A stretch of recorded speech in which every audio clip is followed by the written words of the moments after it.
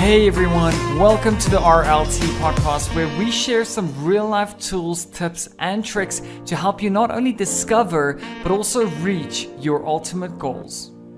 How these guys get so big so quickly, and it's not just exercise. These guys, if you are getting paid $10 million to put your face on a TV show, you will get the best trainers, the best exercises, and then performance enhancement drugs. They all take PEDs. Not to say that it's all anabolic steroids and stuff like that, but they take performance enhancement drugs. It's not sustainable once again. They do that for a career. They do that because they can afford to spend 3 hours a day in the gym, because that's actually part of their job. They're not doing it because they want to feel healthy and stuff like that. So it's easy for them. The problem with that is, I don't have a problem with that. They have to look cool in the movies. Imagine that Iron Man's a fatty, and his rocket suit doesn't want to go up. So they have to look good in these shows. We get that. The problem is that it creates this perception in a lot of people that if they can get that shredded that quickly, surely I can. Why I started is purely a health thing. I think it varies for all different types of exercising uptake people.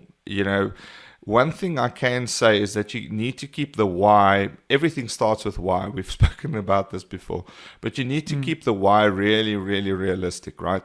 I mean, if you look at me or you look at yourself in a mirror and you're quite overweight, your why, your immediate why at least, shouldn't be that I want to look like Zac Efron from Baywatch within 12 weeks.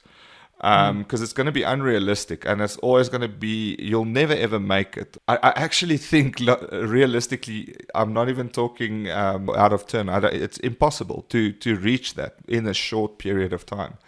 It was really about, like you mentioned earlier, my resting heart rate that's very high. And that's not good. I mean, we know that you need to preserve your heart. You only have one. And when that thing starts making noise or, having issues later on in life, it's difficult to repair. I mean, we're not talking about, a knee replacement here or something that can be done and it's got some side effects. We're talking about your heart. They also talk about goal setting in business, but they talk about vanity metrics.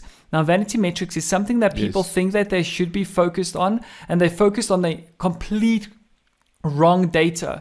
They're focusing on the complete wrong data. They're not really focusing on the data that makes sense, that drives the business towards its goal. And I feel that is very, very applicable in this situation as well. Is that if you join a fitness program and say that, one of my goals is to lose weight and to become more lean. Absolutely. But that's not your core goal. Your core why behind this whole thing is so that you just feel better. You feel that you're number one, you're more healthy. You're eating healthier. You're exercising more. You can spend more time with your kids and play games with them without tiring yourself out entirely. That's pretty much your core metric that you want to measure the whole time. So getting caught up in, how much weight have I lost today, and jumping on a scale each and every single day, writing down the weight amounts and all that, I think that's going to get frustrating at some point. Absolutely. Yeah. I feel that's where a lot of people, some days. Exactly. And that's when you stop as well. Like you said, in the beginning, you lose a lot of weight. I think for me, it was always about gaining weight. So you gain weight up until a point and you just hit the ceiling. And it's so tough to break through that. You can't go further. And I feel that with weight loss as well, you hit that bottom where you can't really break through it. And you need to have a very, very strong underlying why. The core reason, it's not just to look better. It's why do you want to look better?